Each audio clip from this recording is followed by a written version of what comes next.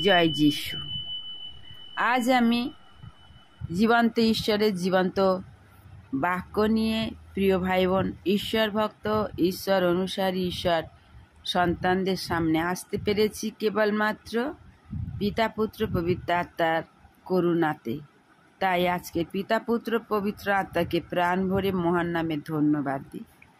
আর যারা যারা শুনবে এই বাক্য, প্রত্যেককে জানাই আমার প্রাণ ভরা ভালোবাসা আর জয় যিশু।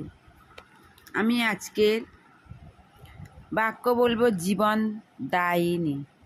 বাক্য বলবো জীবন দায়িনী।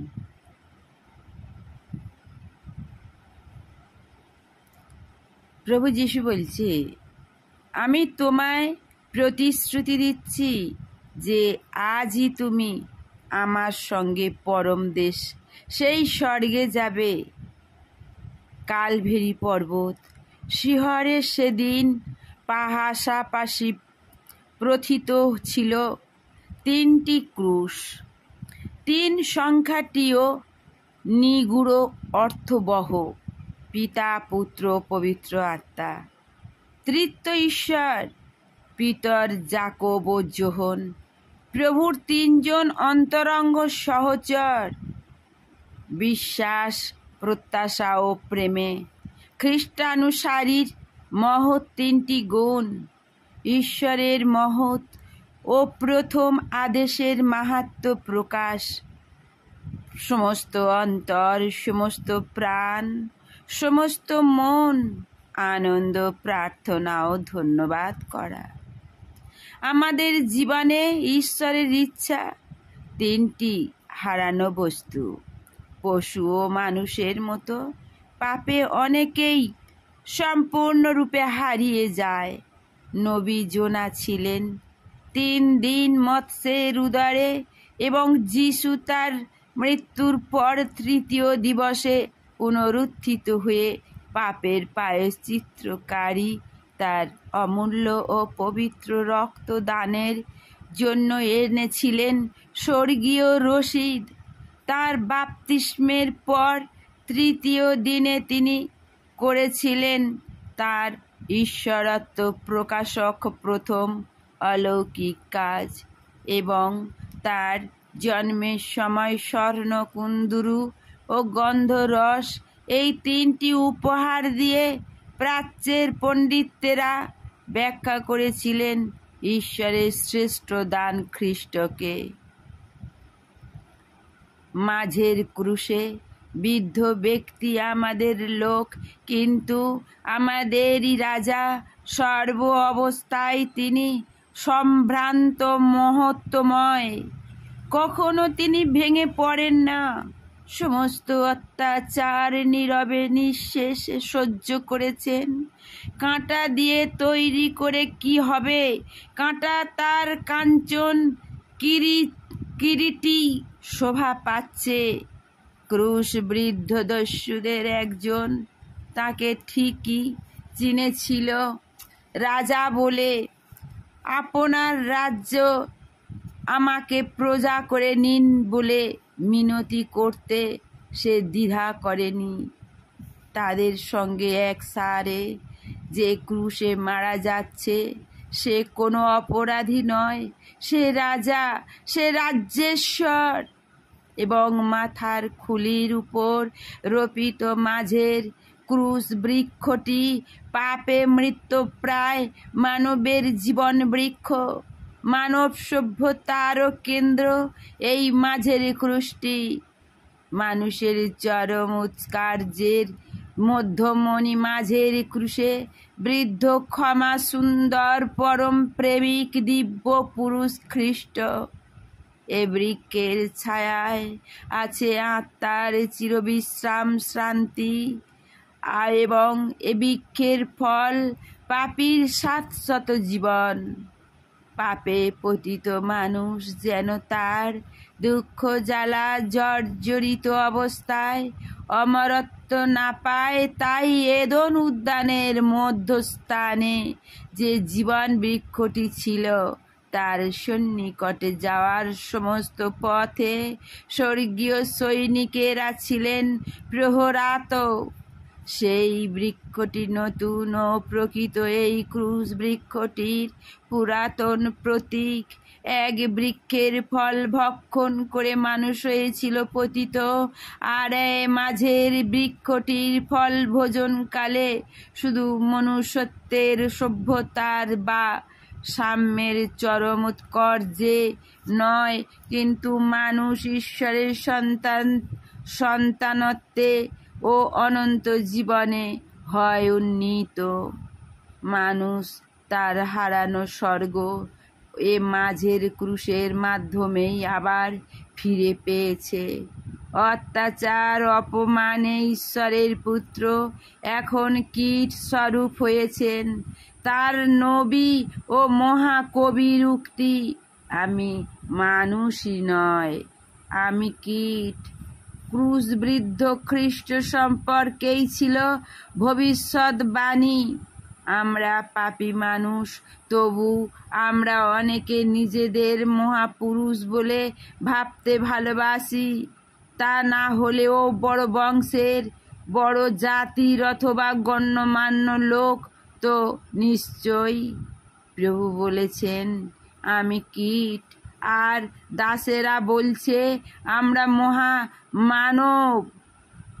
মানব মর্যাদা হানিকর কোনো সমালোচনা ও আমরা অনেকে বরদাস্ত করতে নারাজ। আত্মসম্মানের হানি যে কি মারাত্মক বেদনাদায়ক তা ভুক্তভোগী মাত্রই জানে, কিন্তু নিষ্পাপ ঈশ্বরের পুত্র অপমানে একটা সামান্য কীটের মতো ক্ষুদ্র হয়ে গেছেন। এ অবস্থায় তার মর্মপীড়ার গভীরতা বর্ণনাতীত। তবু মনে হয় যিনি স্বেচ্ছায় স্বর্গ সুখ ত্যাগ করে গরিবের বেশে পৃথিবীতে অবতীর্ণ হয়েছিলেন, যিনি প্রভু হয়ে দাসের ন্যায় মানুষের সেবায় আত্মনিয়োগ করেছিলেন, এবং যিনি অভিশপ্ত ক্রুশ মৃত্যু পর্যন্ত ঈশ্বরের ইচ্ছায় বশীভূত ছিলেন, তিনি নম্রতায় ও রাজাধিরাজ। নম্রতায় এক অবনত হয়েছিলেন বলেই না তিনি আজ মহিমায় শ্রেষ্ঠ আসনে অধিষ্ঠিত হয়েছিলেন।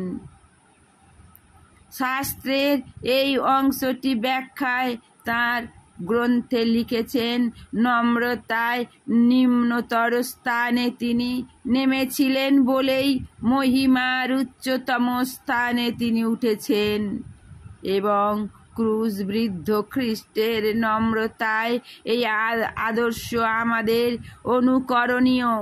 বড় যদি হতে চাও, ছোট হও, তবে কথাটা কবির কল্পনা নয়, বাস্তব সত্য। অপরের মুক্তি ও সার্বিক মঙ্গলের জন্য তো বটেই, শ্রেয় আধ্যাত্মিক জীবনের উন্নীত এই তো সঠিক সোপান। মাঝের ক্রুশ আমাদের সেই গৌরবময় সম্ভাবনার পথ প্রদর্শক। প্রভু একবার বলেছিলেন, আমার মাথা রাখবার স্থান নেই। জন্মলগ্নে তার জন্য পান্থ নিবাসে কোনো স্থান ছিল না। মৃত্যুকালেও তার মাথা